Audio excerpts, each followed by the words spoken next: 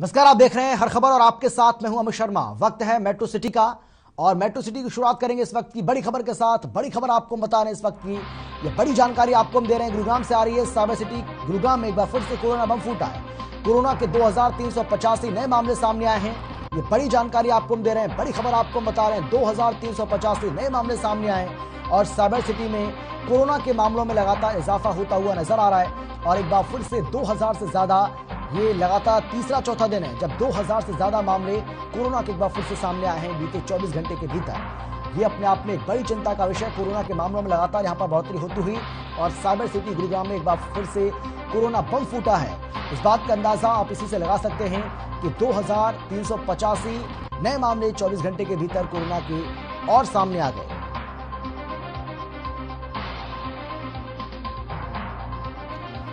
ये बड़ी जानकारी लगातार आपको हम दे रहे हैं साइबर सिटी गुरुग्राम से। इस वक्त की ये बड़ी जानकारी जहां पर कोरोना के मामलों में लगातार इजाफा होता हुआ नजर आ रहा है और इस बात का अंदाजा इसी से हम लगा सकते हैं कि 2385 नए मामले सामने आए हैं बीते 24 घंटे के भीतर।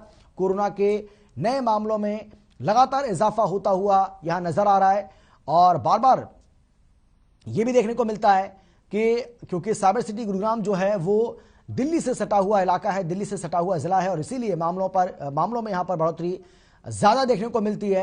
क्योंकि राजधानी दिल्ली में हम देख रहे हैं कि किस तरीके से वहां पर कोरोना के मामलों में बड़ी बढ़ोतरी दर्ज की जा रही है और यही वजह है कि वहां की आम आदमी पार्टी की जो सरकार है, आम आदमी पार्टी की जो सरकार लगातार किस तरीके से कड़े प्रतिबंध एक के बाद एक लगाती हुई नजर आ रही है। लेकिन इसका असर ऐसा लग रहा है कि सीधे तौर पर अब साइबर सिटी गुरुग्राम में भी देखने को मिल रहा है। गुरुग्राम में कोरोना बम फूटा है क्योंकि 2385 नए मामले कोरोना के यहां एक बार फिर से सामने आए हैं और जिस तरीके से हमने आपको जानकारी दी है कि यह लगातार तीसरा चौथा दिन है जब 2000 से ज्यादा नए मामले कोरोना के यहां पर सामने आए हैं। अब इसमें ओमिक्रॉन के कितने मामले, हालांकि ये जांच का विषय है और जब जांच रिपोर्ट सामने आएगी उसके बाद ये साफ हो पाएगा। लेकिन कोरोना पीड़ितों की संख्या बीते 24 घंटे की अगर हम बात करें तो 2385 सामने आई है। तो कोरोना के मामले यहां लगातार बढ़ते हुए नजर आ रहे हैं।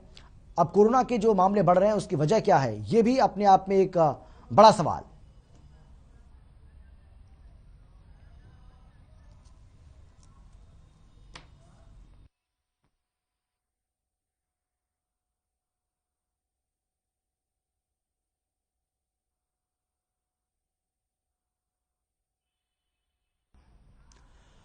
और चलिए अब सीधा रुक करेंगे मोहित का। हमारे संवाददाता मोहित इस पर जुड़ गए हैं ज्यादा जानकारी के साथ।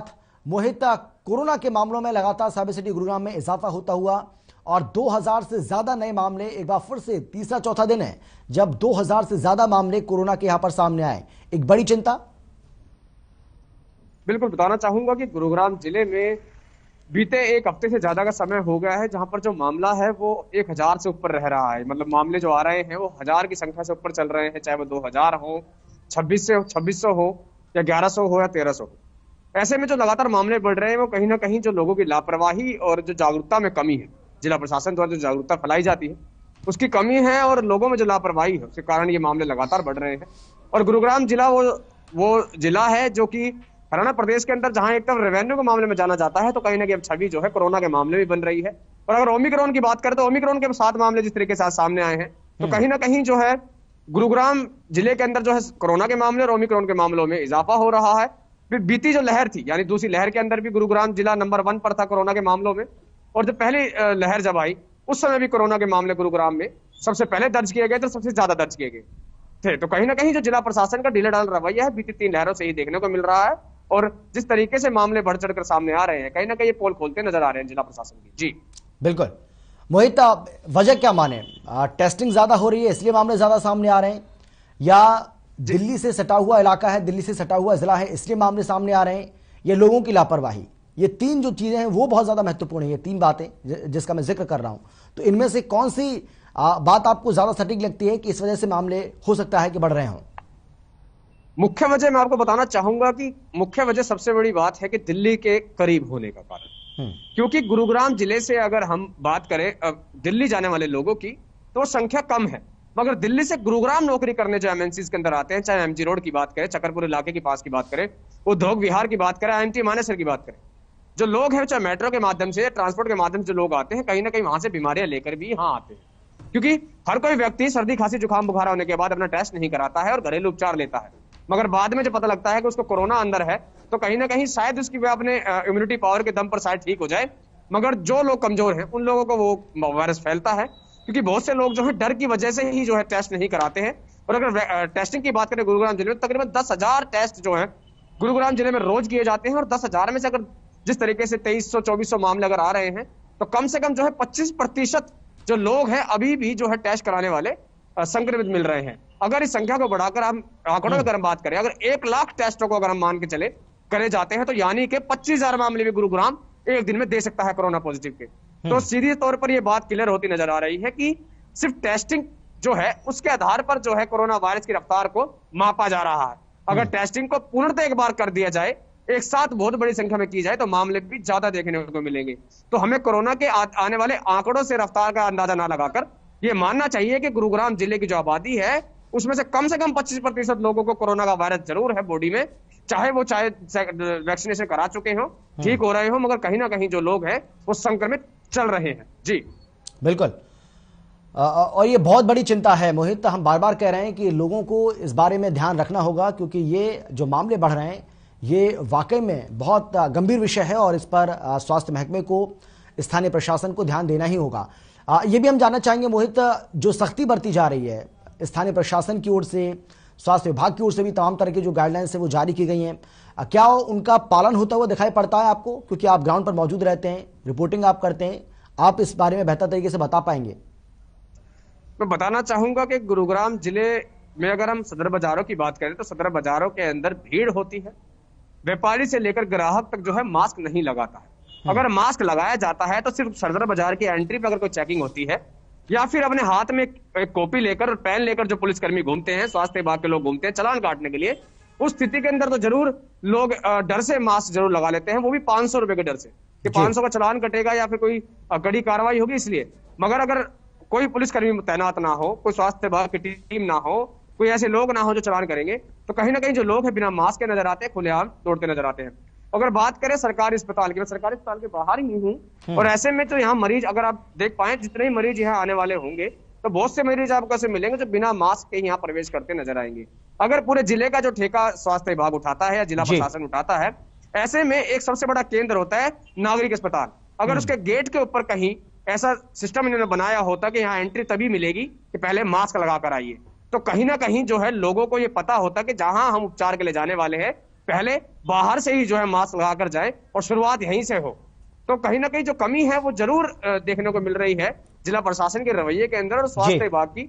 और जी बिल्कुल ठीक है मोहित, आप बने रहिए हमारे साथ, एक बार फिर से आपके पास हम लौट रहे हैं।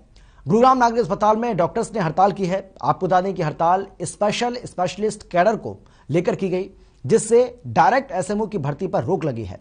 वहीं गुरुग्राम के नागरिक अस्पताल में स्वास्थ्य व्यवस्थाएं चरमराई हुई हैं, ओपीडी भी बंद कर दी गई हैं। इन डॉक्टर्स की मांग है कि एसएमओ की सीधी भर्ती ना की जाए, और अपनी कई मांगों को लेकर इन डॉक्टर्स ने आज प्रोटेस्ट किया, प्रदर्शन किया, इन्होंने अपनी हड़ताल की, और इसकी वजह से ओपीडी सेवाएं पूरी तरह से बंद रहीं, जिससे मरीज बहुत ज्यादा परेशान दिखाई दिए।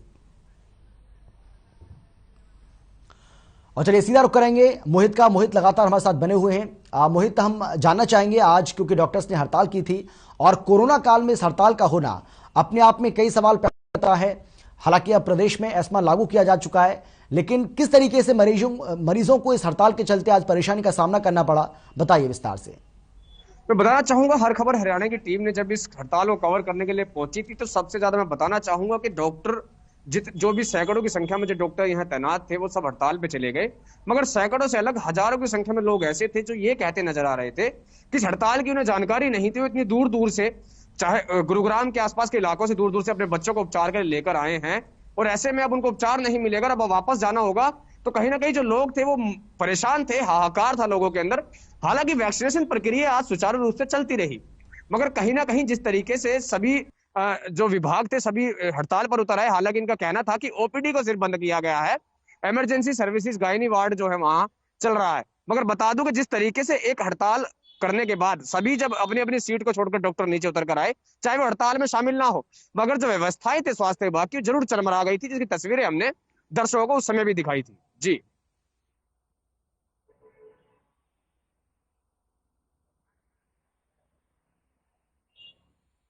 और मैं आ रहा हूं आपके पास, लेकिन अनिल विज की ओर से ट्वीट किया गया, उन्होंने प्रेस कॉन्फ्रेंस भी की है इस पूरे मामले को लेकर, क्या कुछ कहा है वो भी आपको हम सुनवाएंगे, उनका ट्वीट भी आपको हम दिखाएंगे। लेकिन वही तब ये अपने आप में एक अहम सवाल हो जाता है, क्योंकि अब सरकार और डॉक्टर्स के बीच की जो लड़ाई है वो कहीं ना कहीं लोगों के लिए आने वाले समय में परेशानी का सबब बन सकती है। सरकार ने एस्मा लागू कर दिया है, इसका मतलब ये हुआ कि अगले 6 महीने तक अब जो डॉक्टर्स है वो हड़ताल नहीं कर पाएंगे। लेकिन डॉक्टर्स इस बात का ऐलान पहले ही कर चुके हैं कि सरकार अगर उनकी मांगों पर विचार नहीं करेगी तो हम 14 तारीख से अनिश्चितकालीन हड़ताल करेंगे। जी बिल्कुल, मैं बताना चाहूंगा कि जिस तरीके से अनिल विज जो है स्वास्थ्य मंत्री, होम मिनिस्टर साफ तौर पर जिन्होंने ये कहा है कि एस्मा लागू होने के बाद अब हड़ताल पर नहीं जाएंगे, तो उसके बाद जो है गुरुग्राम जिले की बात करें, प्रदेश की बात है, एक हलचल मची है सभी उन लोगों में, उन डॉक्टरों में जिन्होंने आज हड़ताल की थी। और बताना चाहूंगा कि सभी जो है मीटिंग कर रहे हैं ऑनलाइन कॉन्फ्रेंसिंग के माध्यम से। प्रदेश के सभी डॉक्टर इस वक्त कनेक्ट है। हमने भी कई डॉक्टर से बात करने की कोशिश की थी आज, जिन्होंने गुरुग्राम के अंदर बीड़ा उठाया था हड़ताल का। उन्होंने भी साफ तौर पर यह कहा कि हम हड़ताल के बाद जो है मीटिंग चल रही है, जिस तरीके से एस्मा लागू हुआ है उसके बाद जो किस तरीके की रणनीतियां रहेंगी उसको लेकर के पूरी रात जो है आज मीटिंग है उन सभी डॉक्टरों की चल रही है जो कि हड़ताल में शामिल थे। तो कहीं ना कहीं इस चीज को लेकर के साफ जो है बैठकें जो है फिलहाल वीडियो कॉन्फ्रेंसिंग के माध्यम से जरूर हो रही हैं। और इसका जो खुलासा है कल सुबह जरूर जो है वो विद्रोही जो डॉक्टर है जिन्होंने विरोध कर रहे थे लगातार इस कार्य प्रणाली का, उनका साफ तौर पर यह कहना था कि जिस तरीके से एसएमओ डायरेक्ट भर्ती है उसको ना होने दिया जाए, जबकि जो 20-20 साल से नौकरियां कर रहे हैं उन लोगों को एसएमओ पद पर तैनात किया जाए। स्पेशल कैडर की बात जो कर रहे थे कि स्पेशलिस्ट डॉक्टर होने चाहिए जिससे कि मरीजों का उपचार हो सके, इलाज हो सके, एक के ही हाथ में सारे उपचार ना दिए जाएं, सिर्फ एक ही एमबीबीएस डॉक्टर बैठ करके जो है वो घुटने का इलाज भी करता है, आंखों का इलाज भी कर रहा है, कान का भी कर रहा है। तो ऐसे में स्पेशल कैडर जो निकाले जाने चाहिए जिससे कि एक स्पेशलिस्ट की लिस्ट हो, किसी भी अंग का जो है उपचार लिया जा सके, ऐसी मांगे रखी जा रही थी। उस मांगों के बाद जिस तरीके से अनिल विज का जो बयान आया है, जो ट्वीट आया है, उसको देख करके कहीं ना कहीं जो है हलचल जरूर मच गई है इन सभी डॉक्टरों में, जिसको लेकर के बीते 2.5 घंटे से लगातार जो है वीडियो कॉन्फ्रेंसिंग के माध्यम से जो है सभी डॉक्टर आपस में कनेक्ट है। जूम मीटिंग के नाम से भी जो है लगातार बैठकें चल रही हैं, वीडियो कॉन्फ्रेंसिंग चल रही है, और क्या कुछ अब निकलकर सामने आता है वो अब देखने वाली बात होगी। जी जी, यानी आप मोहित ये बड़ी जानकारी आप दे रहे हैं, यानी कि जब से प्रदेश में एस्मा लागू करने का फैसला लिया है सरकार ने, उसके बाद आप कह रहे हैं कि डॉक्टर्स भी एक बड़ी बैठक कर रहे हैं और उसमें इस बात का निर्णय लिया जाएगा कि किस तरीके से वो इसको काउंटर करें, ये कह रहे हैं आप? जी जी बिल्कुल। मेरी बात अभी गुरुग्राम के जो वैक्सीनेशन इंचार्ज हैं डॉक्टर एमपी सिंह से हुई थी, और उन्होंने साफ तौर पर बताया कि फिलहाल जो है जूम उनकी जो मीटिंग चल रही है ऑनलाइन वीडियो कॉन्फ्रेंसिंग की, क्योंकि कोविड काल है तो बैठकें जो है बड़ी संख्या में इकट्ठे होकर नहीं की जा सकती, जिसके चलते जो वीडियो कॉन्फ्रेंसिंग के माध्यम से जो है सभी आपस में कनेक्ट हैं। और जैसे ही ये ट्वीट आया, ट्वीट के बाद से लगातार जो है बातें चल रही हैं कि किस तरीके से रणनीतियों को आगे चलाना है और अपने अपने जिले के अंदर किस तरीके से इसको अब आगे बढ़ाना है, रणनीतियां क्या होंगी, या फिर अब बैकफुट पे आना होगा, या फिर अब नहीं विरोध किया जा सकता है क्योंकि एस्मा लागू हो गया है। तो ऐसे में कहीं ना कहीं असमंजस की स्थिति बनी हुई है, और ऐसे में अब साफ तभी हो पाएगा जब ये सभी जो डॉक्टर थे अब एक बार फिर सामने आए कैमरे को और बता सके कि आखिर क्या रणनीति उन लोगों की रही है, या फिर जो 14 तारीख को उन्होंने बात कही है कि 14 तारीख तक अगर उनकी मांगे नहीं मानी जाती हैं तो सभी सेवाओं को स्थगित कर दिया जाएगा, चाहे वो गायनी वार्ड की सेवाएं हो, चाहे इमरजेंसी की सेवाएं हो। तो ऐसे में कहीं ना कहीं निगाहें जो है इस मीटिंग के बाद पर टिकी हैं कि क्या कुछ निकलकर सामने आता है। जी मोहित, क्या गुरुग्राम में भी कुछ लोग ऐसे दिखाई पड़े कि भाई वो पहुंचे अस्पताल लेकिन ओपीडी की सेवाएं वहां पर बंद उनको दिखी, उनको इस बारे में पहले जानकारी नहीं थी कि आज डॉक्टर्स की हड़ताल है और इसकी वजह से उनको बहुत ज्यादा परेशानी का सामना करना पड़ा हो? जी बिल्कुल, बताना चाहूंगा गुरुग्राम के राजेंद्र पार्क इलाके से और सेक्टर 10 इलाके से कुछ महिलाएं यहां पहुंची थी, जो कि जिनके गोद के अंदर बच्चे थे तकरीबन 3 से 3.5 साल के, जिनको की बुखार के लिए, खांसी के लिए, जुकाम के लिए वो लोग इलाज के लिए पहुंचे थे। जैसे कि ओपीडी में आकर के एक पर्ची बनवाई जाती है, पर्ची बनवाने के बाद डॉक्टर से मुलाकात कर उसकी दवाई लिखी जाती है, और अगर कोई टेस्ट भी अगर जरूरत होती है तो बच्चे का टेस्ट किया जाता है। ऐसे में ओपीडी जो है जैसे तरीके से आज हड़ताल पर बंद की गई, तो उसके चलते जो लोग थे जो कि रूटीन तौर पर जो पहुंचते हैं, सर्दी खांसी जुकाम की साधारण जो बीमारी है उसको लेकर के जो उपचार लिया जाता है, वो कहीं ना कहीं जो है अस्त व्यस्त मिला, और जो लोग थे वो वापस लौटते नजर आए। उनको साफ तौर पर यह कहना था कि अगर तुम्हारी हड़ताल है, तुम्हारी कोई मांग है, तो अपनी मांगों को सरकार से सीधे तौर पर करो, आम जनता को क्यों परेशान करा जा रहा है। ऐसी बातें जो है लोग कहते हुए नजर आ रहे थे। जी चलिए, बहुत शुक्रिया आपका मोहित, इस तमाम जानकारी के लिए आपका बहुत धन्यवाद। तो एसएमओ की सीधी भर्ती को लेकर ये खासतौर पर डॉक्टर्स की ओर से आज हड़ताल की गई, लेकिन इस हड़ताल के चलते मरीज बहुत ज्यादा हलकान दिखे। एक छोटे से ब्रेक के लिए हम रुक रहे हैं, फौरन लौट रहे हैं कुछ और खबरों के साथ।